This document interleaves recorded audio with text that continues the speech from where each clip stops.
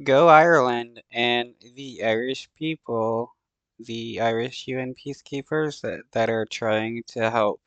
Uh, I know there's a lot of protest and stuff by the Irish people, and I know how a lot of them are against the oppression by the Israeli government, since they also understand what it's like to be under an occupied by an occupying government. I also know that if uh, Netanyahu and the IDF attacks these people, that Ireland is not going to stop until they get the justice that they deserve. They're not going to let the Israeli government attack Irish UN peacekeepers and get away with it. Border in southern Lebanon, the militants hide in the valleys. The Israelis spy from the towers. And a band of Irish soldiers try to keep the peace on the ground. Their presence here, part of a multinational commitment to preventing conflict in one of the most dangerous spots in the world. But the last couple of weeks have been tough. Initially, in the first weeks, it was very localised to the blue line. More lately, it has escalated.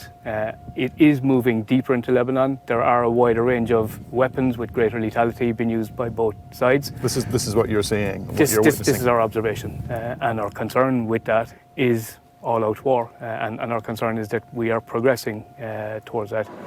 A key objective of their UN mission: detect and deter hostile fire. And Irish troops use 2 outposts on the frontier to do it.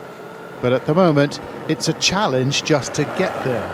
This is the safest way to move around close to the border, but it's not risk-free. We've been told we may not reach the Irish post on the blue line if the firing starts.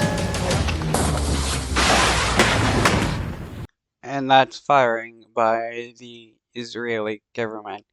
It is the Israeli government that has declared war against UN peacekeepers. Militant groups like Hezbollah have ramped up their attacks, and the Israelis are responding in kind.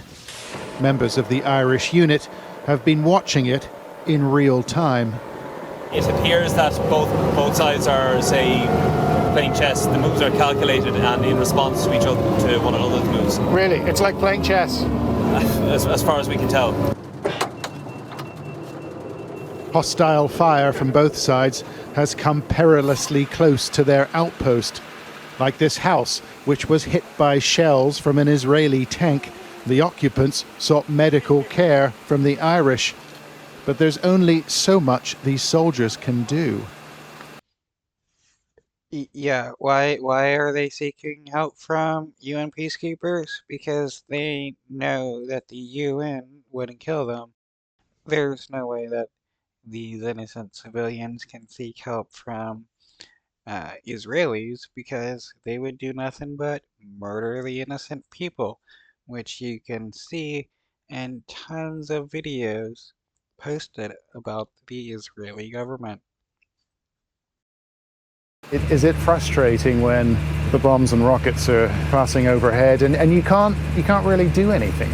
It can be frustrating, but our mission here is peacekeeping. We can't enforce peace upon anyone.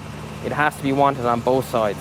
Our mission here is, like I said, monitor, assist and support. But you gotta do more than just watch and support those who get injured. The UN actually has to have some kind of active military force that can stop other governments from committing genocide. Otherwise, you're just doing nothing but just watching a genocide happen.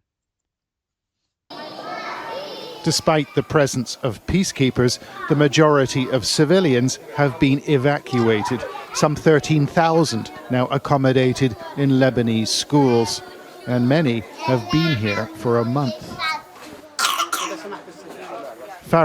Yeah, this will go against any future arguments with people saying, "Oh, Why doesn't any other nation help the Lebanese refugees, or why doesn't anybody help Palestinian refugees? Well, they're getting help, and many nations around Palestine are helping Palestinian refugees, and they will be helping Lebanese refugees. That kind of argument is an argument that was used by Nazis.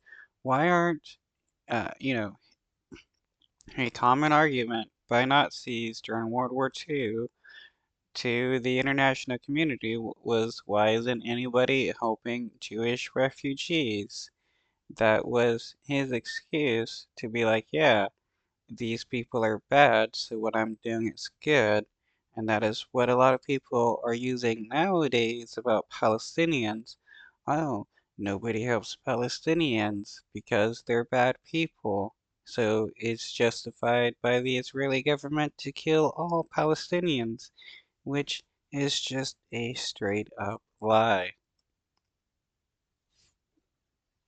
Sarah's children are sick with fever and eye infections, but she can't nurse them at home.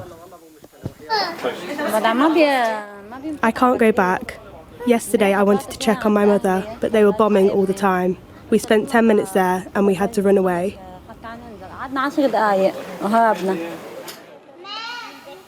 This school represents something of a sanctuary, but the border war is getting closer, and an all-out clash would consume this country. Yeah, give the Israeli government enough time. No school in Lebanon will be safe because they will be claiming that people are using it for military purposes or whatever, and then they will do the same in